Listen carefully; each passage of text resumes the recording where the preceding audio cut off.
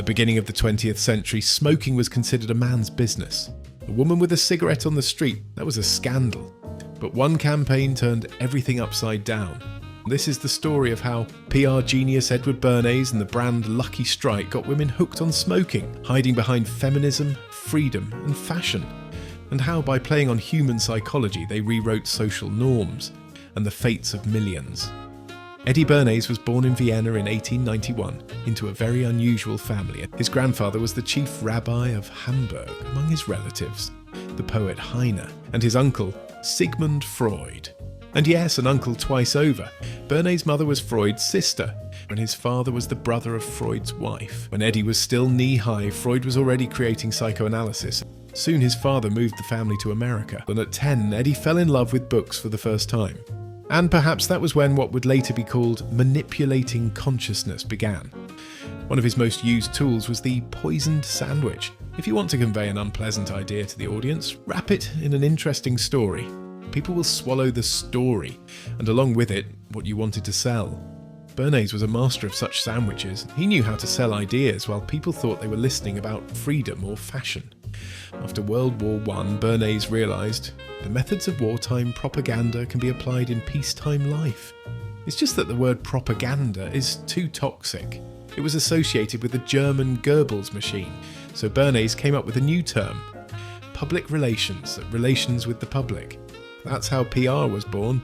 Its goal is not just to inform people, its goal is to shape desires.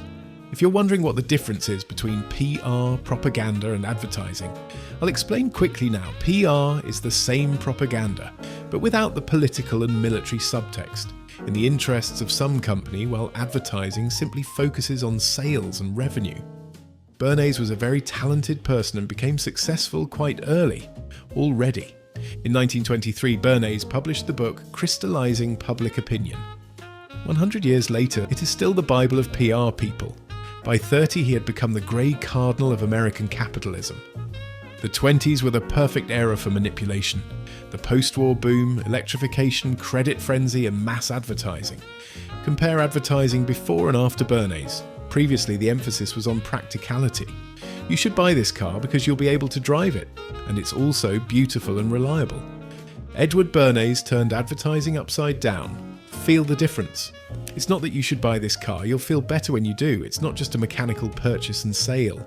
It's something personal and intimate. A connection with the purchase emerged on an emotional level. Americans had no problems with money back then: checks, loans, installment plans. It was in the 1920s that Americans transformed from ordinary citizens into consumers. Consumerism has become the centre of American life, and PR people, advertising people, create a desire. And people have turned into constantly moving machines that need to be fueled with doses of happiness from purchases. Bernays was also the inventor of product placement. Popular actresses wore only those pieces of jewellery he promoted. He was the first to understand the power of ambassadors, long before Gucci and Louis Vuitton. Before the company Lucky Strike appeared on the horizon of his career, he had already managed to work with several companies, including his cases with Procter & Gamble and their soap, which made the company a true giant. But as I said, the real challenge lay ahead: the tobacco industry. By the 1920s, tobacco companies had hit a dead end. People were beginning to understand smoking is not that safe. Even Bernays' uncle Sigmund Freud died of jaw cancer, never putting down his cigar, but instead of looking for a less harmful product, the industry looked for craftier PR. Lucky Strike hires Bernays, and his main task is to make smoking once again seem fashionable, prestigious, and even beneficial. In an era when everything new was called scientific, Bernays decided to take advantage of this trend.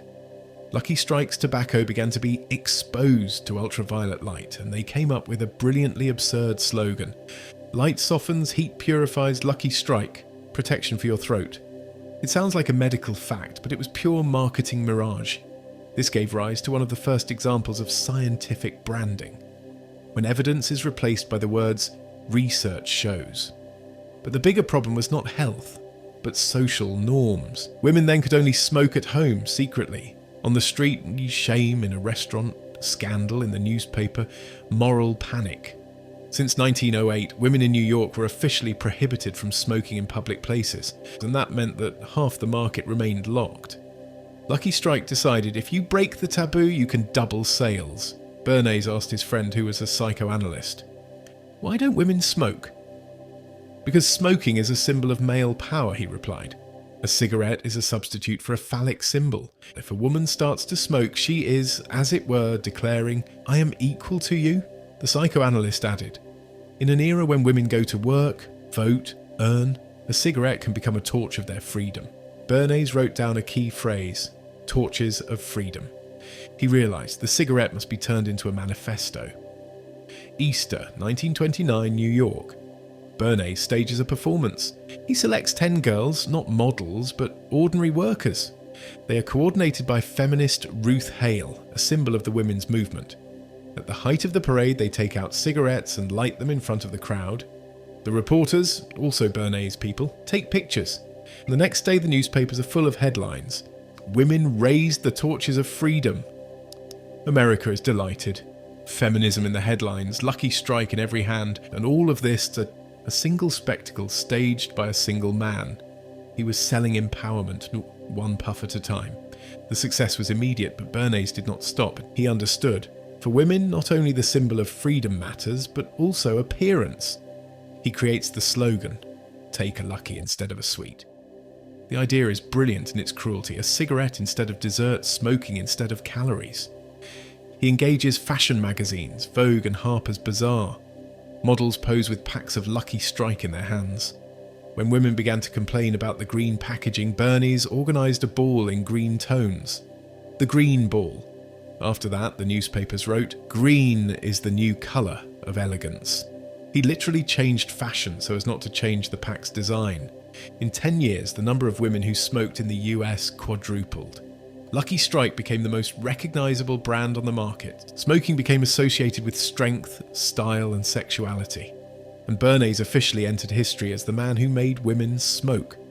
Bernays proved to control people, you don't need to order them. You need to give them the feeling that it's their choice. In the world that Bernays built, fighting propaganda is useless, but thinking critically is vital. And even today, everything is built on his ideas, from brands to politics, because the main product is not cigarettes, not cars, not clothes. The main product is your attention. Many of you have probably thought, well, how could you fall for this? How narrow-minded do you have to be to believe that cigarettes can save your throat? It is important to understand that at the time when Bernays was at the peak of his activity, people were not yet as observant and demanding as they are now. The world of advertising and PR was completely unknown to them. 20 years earlier, many of them had not even seen electricity and skyscrapers, and they also had not seen cars.